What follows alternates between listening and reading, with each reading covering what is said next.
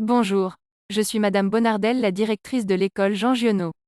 Cette réunion virtuelle de rentrée, école, me permet de vous exposer le fonctionnement de l'école. J'ai essayé de la faire la plus succinct possible. L'école Jean Giono est une grande école de presque 400 élèves répartis en 15 classes, approximativement 3 classes par niveau. Nous sommes 16 enseignants, les 15 professeurs des écoles et moi-même. Nous n'avons ni concierge, ni secrétaire, ni infirmière. Il est indispensable de respecter les horaires de l'école. Le matin, la porte s'ouvre à 8h20 et se referme à 8h30. Quand un battant de la porte d'entrée est fermé, cela signifie que la cloche a sonné et que vous êtes en retard. Je vous remercie, alors, de vous dépêcher. L'après-midi, la porte s'ouvre à 13h20 et se ferme à 13h30. Tout retard va entraîner un dérangement pour l'adulte de l'école qui devra venir vous ouvrir. Si votre enfant arrive en retard, il devra sonner et attendre qu'on lui ouvre.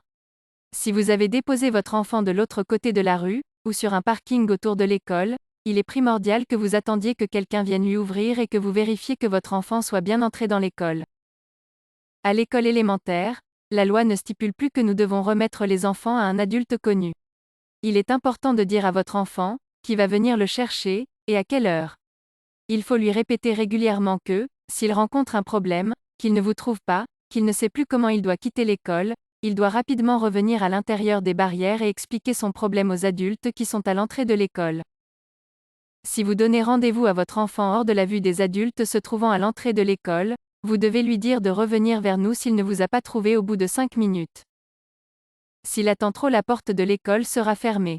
Dites-lui de sonner jusqu'à l'arrivée d'un adulte. Si votre enfant n'est pas venu en bus mais repart avec, il doit mettre sa carte dans la boîte prévue à cet effet dans le hall. C'est la même chose pour le périscolaire. Vous pouvez utiliser le mail de l'école 7 jours sur 7. Je les réceptionne aussi à domicile.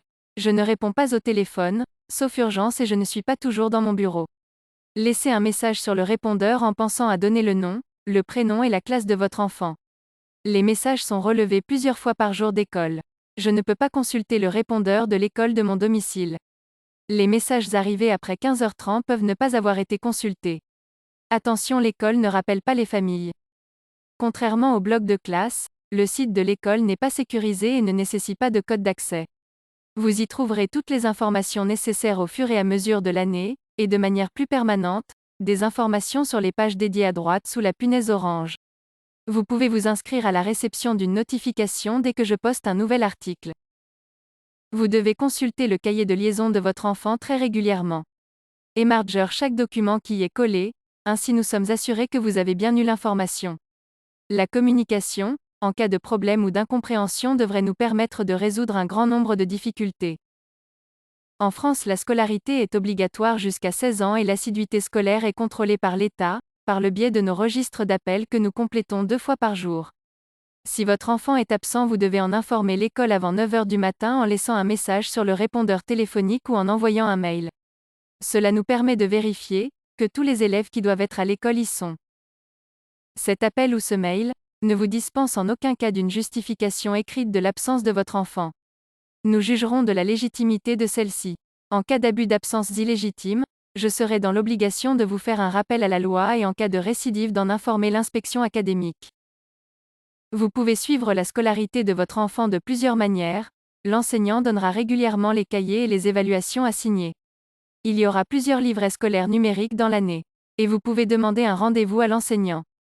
Si votre enfant était déjà à l'école Jean Giono, vous trouverez, quand son enseignant vous le dira, son livret scolaire numérique sur l'espace que vous avez créé les années précédentes. Vous devrez le signer numériquement après l'avoir lu avec lui. Si vous venez d'arriver dans l'école, nous vous expliquerons la procédure.